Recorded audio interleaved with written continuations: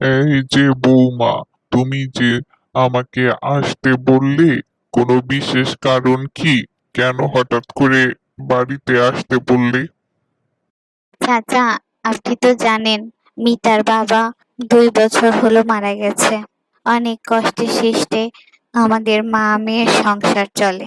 আমার মেয়েটা বড় হয়ে গেছে, এখন ওর তো একটা ভালো পাত্রের হাতে তুলে দিতে হয়, ওর বিয়ের ব্যবস্থা করতে হয়। তাই ভাবছি ওর বিয়ের ব্যবস্থা করব। আপনি তো গ্রামের গণ্যমান্য মানুষ, আমার মেয়েটার জন্য একটা ভালো পাত্র খুঁজুন।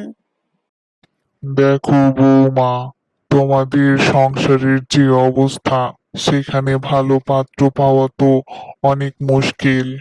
এই যুগে ভালো পাত্র পেতে হলে অনেক টাকার প্রয়োজন।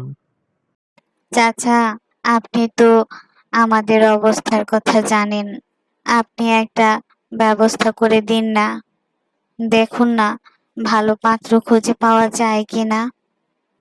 দেখো বৌমা, এখন ভালো পাত্র পেতে হলে টাকা খরচ করতে হবে।